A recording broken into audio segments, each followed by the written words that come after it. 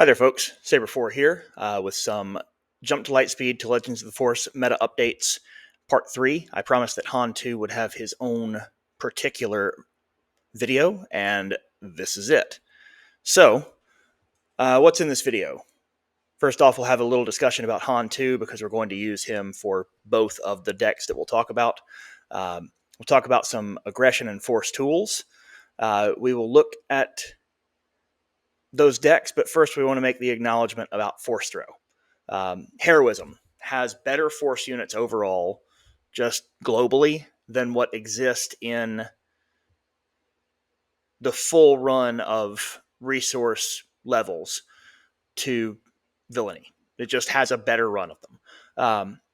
Han 2, leader's already an aspect.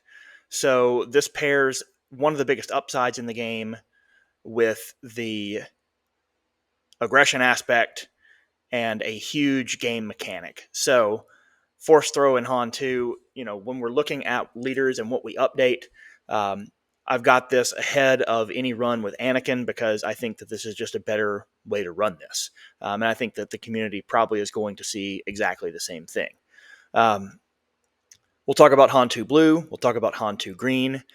Similar to the other videos, we'll do a little bit of the philosophy of them. But because these are making some global changes, we're not going to go back and look at the decks that existed at the end of the last cycle, just because we are swapping bases, we're swapping mechanics, we're making a global shift in what's happening.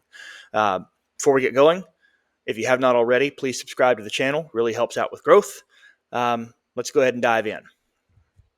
So, two things limit the Star Wars Unlimited game. One is health.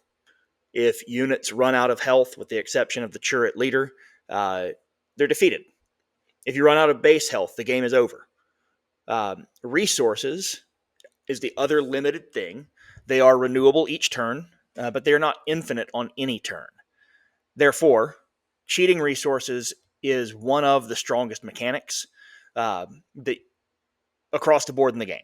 The original Han being able to put down an extra resource, Han 2 being able to just discount a unit in. The thing that happened here is that Han traded one limited resource for another. He traded unit health for unit cost.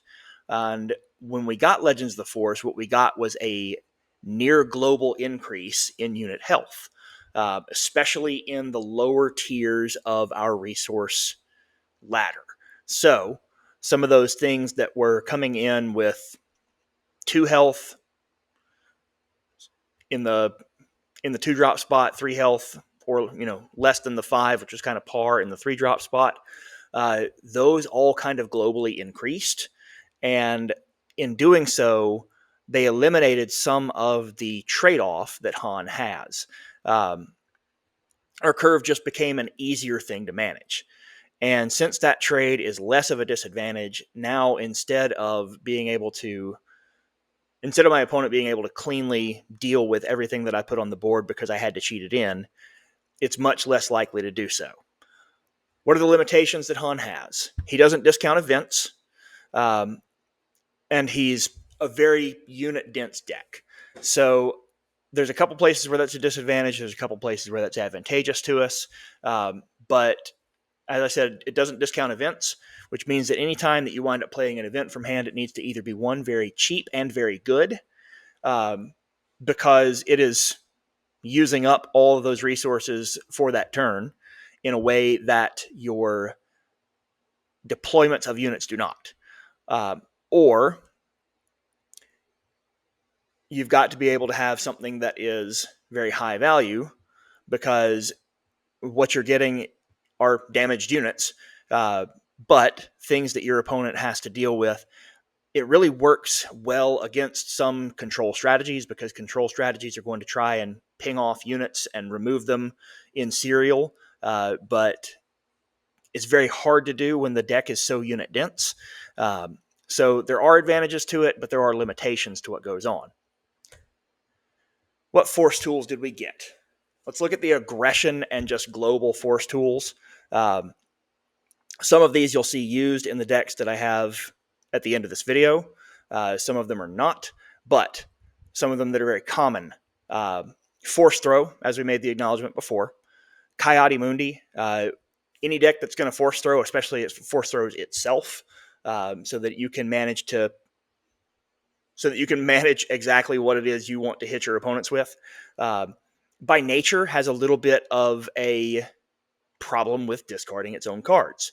For 3, especially if I have the Force, I can draw 2 cards back when I play Coyote Mundi. If you play him for 3, he leaves behind a 4/2 body, which is perfectly fine. I mean, it's not the best thing that you're going to get as a stat line, but it's perfectly fine. And you gained 2 cards in the process. You've turned on Force. You've turned on your ability to Force Throw. If you play him at 4, or if you play him somewhere beyond there and you still have the Force, great. You're still going to get that thing back. You're gaining 2 cards back. It's a wonderful place to be. Mace Windu. Mace Windu is Wrecker without the disruption of your resource pile. You're not going to destroy your own resource to do the damage. He gets Overwhelm, 1 less attack, 1 less damage to a unit, but it's at the cost of using the Force, a resource that you can regain, rather than destroying one of your own resources. Grogu is a very strong part here. He's a thing that I've tinkered with back and forth, and has found its way through iterations of what I've tested. It's found its way out of iterations of what I tested. But it's a very useful card because you can heal back the Han2 penalty. You put him down as a turn 1 play, and here's something that they can't attack the turn that it comes in, so they can't get rid of the other 4 health that it's got very easily. You can't just Tarkin Town it away. You'd have to ping and Tarkin Town and have me put it in damaged. So it's very hard to just get rid of turn 1. But it's just a free action. Move that damage on one of your units to something else. And you could move this onto a unit of yours that has grit. You could move this onto one of your opponent's units that you want to defeat. You can move this off of one of your opponent's units that has grit. The variability of this is very high. Other units that gain us the Force token. Adigalia, which punishes events, and so punishes opponents' events. Witch of the Mist is a free unit with Han2. She's going to come down as a 1/1, but that's a free Force unit that you can put out there. A little bit of insulation if you're talking about early game control strategies. The Jedi in Hiding can cause discard for your opponents. Marin, who can do damage by discarding some of your own cards. And then Bendu, which Bendu comes in the turn before a Crate Dragon. And so if we're really looking at this and we're seeing Crate Dragon be a part of the Han meta, which it very well can be, putting Bendu in your deck means that you are able to put something down the turn before Crate comes out that can just trade back into the Crate Dragon. And that's going to exhaust their whole turn. So, philosophy behind Han2 Blue. We're going to tie major Force synergies together. This is the largest pool of Force payoffs, both vigilance, heroism, and the Force Throw card have existed since set 1. And so we haven't had a very wide variety of Jedi or Force users like we did this set to be able to pay a lot of them off, but putting blue with red here is going to make us the largest pool of Force payoffs possible. Very high-powered restore engine in this. A lot of your blue units have incidental restore, and if not, they have something like you can put Yaddle out there and get incidental restore with every Jedi. Big Blue has a great package of removal, and it can do removal, again, incidentally without having to play terribly, terribly many events. Plus, it has good targeted removal that is a Force payoff in Shatterpoint. Can't do everything. No deck should be able to do everything. So one of the philosophies that we're going to have when we build both of these is that we are going to look at sticking to what Han does. We're going to use Force Throw because the utility on it is just off the charts right now.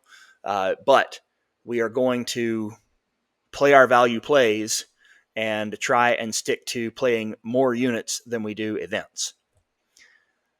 Other things in this toolkit. Major hits include Anakin Skywalker. If you're playing mostly out of a heroism package, you're going to wind up with damage units. Those damage units are going to wind up defeated by the time you get to the 5th resource. And doing so means that putting Anakin out on the same turn that you flip Han gives a 5/5 along with a 3/6. But that 5/5 also made a unit -3/-3. If you put him out at 6, then of course he is a 5/7. A big body out there to be able to also go through incidental removal. He does not require the Force token to do this. And so you could set this up in a way where if Qi'ra is also on the board for you, your Sentinel is going to take a lot less punishment from the one attack that's big on the board. Is going to be able to use the Force token to basically mitigate it and essentially lock your opponent out for most of a turn. Yaddle, as we said, cheap, quick, easy Jedi to put on turn 1. Has Restore 1, and each friendly Jedi gains Restore 1 for the phase on attack. You can get a lot of incidental removal out of this, a lot of incidental restore out of this, just by popping Yaddle, swinging first. Yaddle does not have to survive the attack, just turns it on for the rest of your Jedi for the phase. Shatterpoint is a big card in here because now we have used the Force for a targeted removal non-leader unit. It's a discount over doing something like Vanquish, and is a better overall target than Takedown. Considerations in here include Ezra, a good potential turn 1 play as well, because he comes out as a 3/3 on turn 1, but he can grow Kanan. So if you can play Ezra turn 1, play Kanan turn 2, and swing with Ezra, then you have a Kanan that's going to be left behind as a 5/4. If Kanan gets to swing without Ezra coming off the board, then he's really going to get some power, and he's going to discard 2 cards incidentally as he does. Ogdo Bogdo, when they released this one, immediately people kind of started drooling about possibilities in Han 2. The amount of Force stuff means that it might not be the very best play for Han, but it is still a wildly powerful card. Being able to put something out on turn 1 that is a 5/3 that your opponents are going to have to deal with somehow. Heirloom Lightsaber and Constructed Lightsaber are not pictured here, but these are other good considerations for this deck. They add in a little bit of incidental restore, or in the case of something like attaching it to Anakin Skywalker, create a second Sentinel that is just silly powerful. Here's a sample Han 2 blue deck. You'll see that Force Throw is in here. Yaddle and Adikalia are our two drops. A thing that is going to be very important with the volume of attachments in here is having some sort of removal. You have nods to that in both the Disabling Fang Fighter and Kit Fisto's Aether Sprite. Ezra is included as a potential turn 1 play. Yoda is a potential turn 1 play. Red 5 is a potential turn 1 play. From there, you can get Constructed Lightsaber or Heirloom Lightsaber onto one of your Force units, or you can work your way towards Kanan or Qi'ra or Coyote Mundi. Shatterpoint is there for removal. We did get in 1 copy of the Forces with me, just a very strong way to tempo up, add 2 experience tokens and a shield to most any of your units. Playing this with Qi'ra on the board is just, again, a very, very powerful combination. This allows Qi'ra to attack, gain the Force token, become a 5/7 shielded Sentinel that decreases opponents' attacks in by 2. And so you do have some very powerful interaction there. At the top end, Anakin Skywalker. into Mace Windu and Luke Skywalker. I omitted Bendu from this build, but I have him in the sideboard as part of discussion. Crate Dragon is what tops out here, but consideration is made for Bendu and for Redemption, either to get a little bit more space presence or to, as we said, stomp out Crate Dragons that are there. One of the best catch-up cards that exists in Han decks right now is the Gorilla Attack Pod. This thing cheated out for 5. You'll never want to not use Han's ability on this. Cheated out for 5. Make yourself a 6/4 unit, and as long as there is 15 damage on either base, this unit comes in to play and readies. So this is a huge way to catch back up. Either to put down a unit that's going to be able to ready in and attack something and clear a larger threat from your opponents, or to just go ahead and start pushing base damage if you are kind of late in the game. Let's move on to green. The green is very different. This is resource cheating evolved, and you can go a couple of different ways with this. The leader is only one source of resource cheat that is available to us in green, and is not even the best resource cheat that's available to us in green. You have a very diverse toolkit. You can lean into either the resource cheating lines or ramp lines to get to your late game units faster, which, you're already discounting them a little bit if you ramp through things like Eve Koth or resupply, or through resupply carriers, which you can cheat in, or through something like putting out units, then playing Spark of Hope. You can really get to some of your late game units very early. The version of it that I'm going to show you is not that ramp style. It's the resource cheating style. Other things that happen in green: Command has access to ambush, something that is not in Vigilance. You also have access to ambush in a limited amount of red, but you also have access to Nemean Strike and Dogfight, a couple of cards that are little one-cost events that will allow the majority of our units to go ahead and swing again during a turn, or swing while they're exhausted. So if you bring something in discounted at its normal spot in the curve, you could then strike with it somewhat unexpectedly at the end of the turn.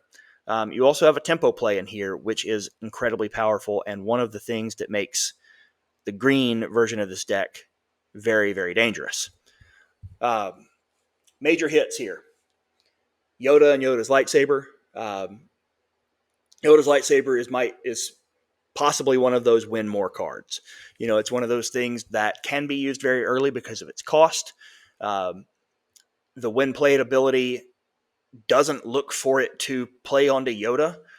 You can use it with anyone to go +3/+1, use your force token, heal 3 damage from a base.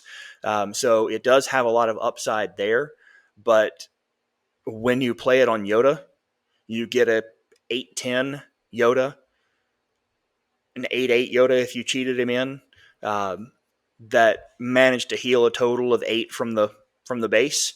And if you did it while gaining force tokens and using them back and forth, Yoda's ability is a devastating ability if you have any kind of board presence. Resource cheating tools: the Jedi Consular. Use your force token, play a unit 2 less. General's Blade from Twilight. Put it on a Jedi. Everything that you're going to see in this deck are going to be, with rare exception, are going to be Jedi. Swing with a Jedi, discount for 2. You can use that on top of Han's discount because it sits there and waits for you. You can use that stacked with the Jedi Consular's discount. So if you have 2 units on the board and the Jedi Consular is one of them, you have a force token.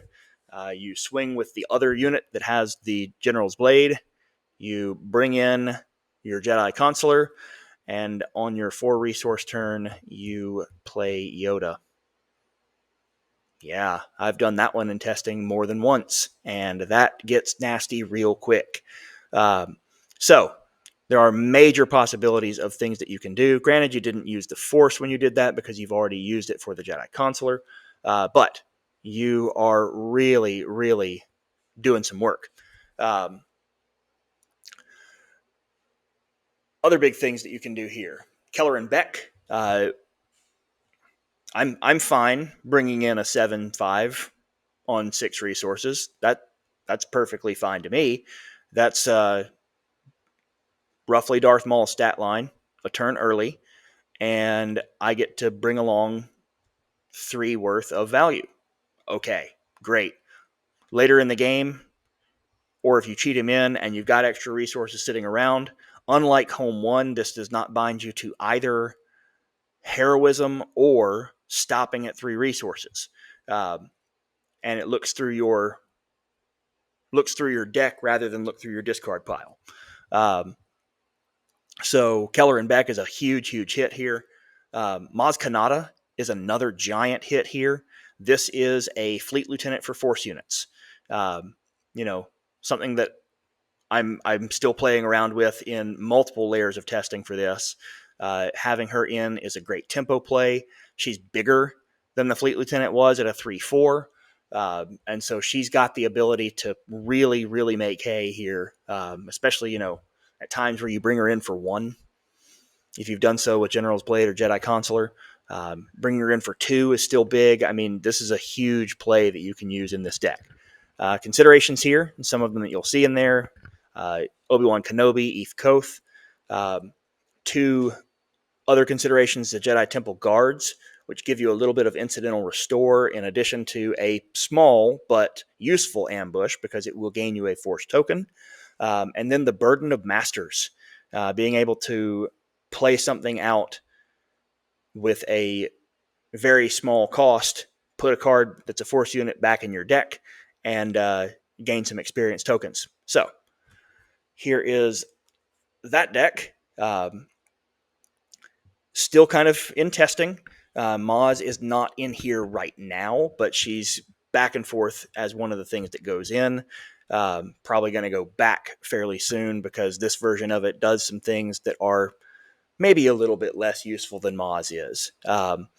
Force Throw, obviously one of our events here.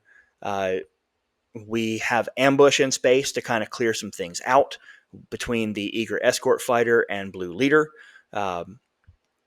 Kit Fisto's Aether Sprite is going to be the removal of upgrades.